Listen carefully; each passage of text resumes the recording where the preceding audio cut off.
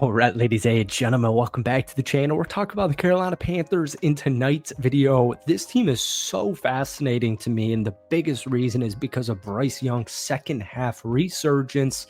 Really looked the piece, really looked like the guy that Carolina wanted when they took him 2 years ago with the first overall draft pick. But, Carolina's season was crazy. They started 1-7. Obviously, Bryce Young got benched a couple of games in, and they just were not able to get wins.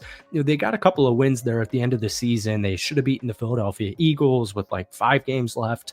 The last month was really nice. And then even like the last month of Bryce Young, he was putting up some really nice numbers, but the Panthers were not able to get any wins or more than 5 because they were the league's worst ranked defense, and they gave up more points than any team in NFL history. I cannot believe that is a real statistic. So I do want to talk a bunch about Bryce Young. I also want to talk a little bit about Tet, Jimmy Horn, and this offense in general, but we have to start it with the defense because if you guys have been watching my Panthers videos this spring, one of my favorite moves, not only for the Carolina Panthers because of what they needed run defense. So they bring in a bunch of different pieces, right?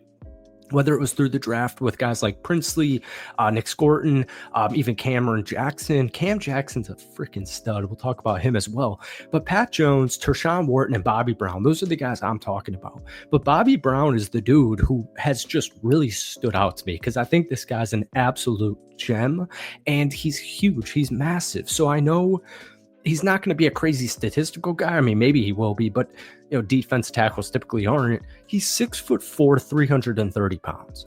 But the craziest part is he's athletic. And he was also with your defensive coordinator in LA. What was it? Like 2021, maybe, I want to say. But basically, just the gist to summarize why Bobby Brown is such a gem move. And also, Derek Brown's coming back healthy. 27th in run defense last year for defensive linemen. So that was out of 219 qualified guys. So he was 27th out of 219. And you got him on one of the best value moves of the entire NFL offseason. 3 years, $21 million contract. This is a former 4th round pick back in 2021, and he's earned a PFF grade over 60 in all 4 of his NFL seasons. This is a guy going on his second contract. I think he really has, he's going to help Carolina immensely next season, but I think there's some more untapped potential there with Bobby Brown. So I can't wait for that. But let's get into Bryce Young. But before we do, hit that like button, hit that sub button for daily NFL content. I took the Panthers pill this offseason. I've always been pretty big on Bryce Young, and now especially with Tet McMillan in the first round, I finally feel comfortable and confident. I also love the Rico Dowdle move. I love the Mitchell Evans move. I finally feel comfortable that he has what he needs, and like I said, the end of last year. But hit that like button, hit that sub button if you guys haven't already. So the best part about Bryce Young that really only Panthers fans or good NFL guys know is over the final 10 games of the season, Bryce Young completed 62% of his throws for 2,104 yards. In that 10-game stretch, he had 15 touchdowns and only 6 interceptions. He also he also had a passer rating of 88.9. All right. Now, like I said, a few minutes ago, they didn't necessarily result in victories. They did get I believe 2 of their last 3.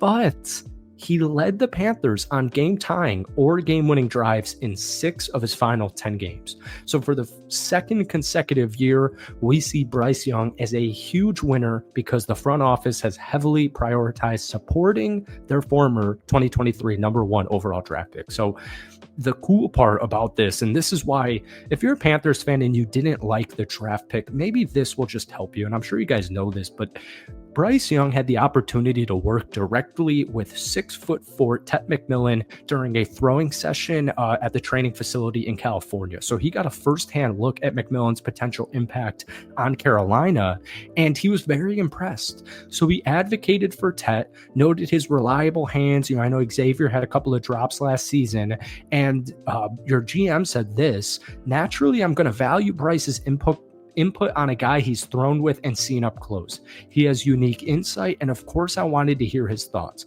Bryce is a key figure in this organization, so I'm glad we had those conversations and made it happen. So I love it.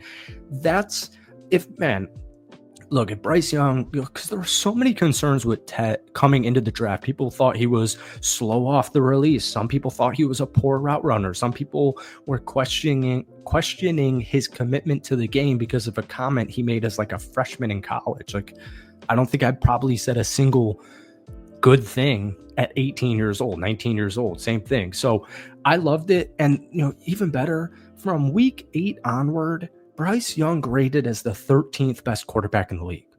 All right.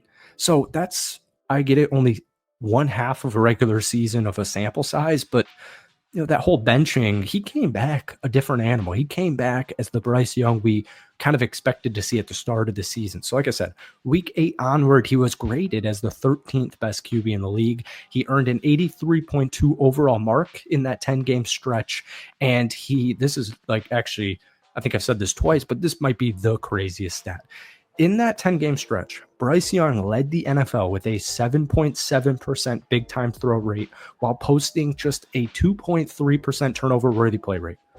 Very impressive combination. All right, that's a star right there. So, we move real quick to Xavier. He posted a catch rate of 58.3 in 2024, which placed him among the bottom 22 receivers in the league. Now, he did play through a wrist injury. Now, it did not require surgery, but then he did undergo a foot procedure following the season. So he was banged up. The hope here is that the addition of Tet McMillan is going to alleviate all of the pressure on Xavier. All right. So I think he's going to really thrive in a wide receiver 2 role this upcoming season. And then obviously, Jimmy Horn. I just have to say Jimmy Horn's name in this video because every time I don't on a Panthers video, I get comments. I am huge on Jimmy Horn and I absolutely love him. I love his potential there. But Adam Thielen, Xavier, and Tet, that's a very solid 3 wide receivers that Bryce Young has at his disposal next year. One quick thing I'm going to be keeping an eye on is the tight end room. So Tommy Tremble's still in town. And then you got, I think it was 4th round pick out of Texas. I believe it was the 4th round last year, JT Sanders. And then you also have Mitchell Evans, really solid late draft pick from the University of Notre Dame. Now, I'm a Notre Dame biased guy here. So I'm expecting receiving wise, a lot of double tight end sets with JT and Mitchell Evans.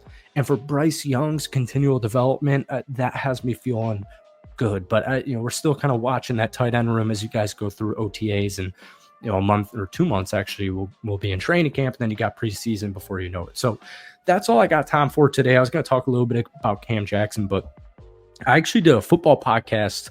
I do a football podcast called Let's Talk Football, and our last episode I did with a Panthers YouTuber. What's up, Doug? So if you're a Panthers guy, we did all defensive talk in this video pretty much. I'll link it in the comment section. But folks, that's it for me. I hope you enjoyed it. Have a great rest of your weekend. Happy Memorial Day to everybody. And yeah, hit that like button. But guys, let me know a loose win projection for this Carolina Panthers team down below. Don't hold back. We'll see you soon. Peace.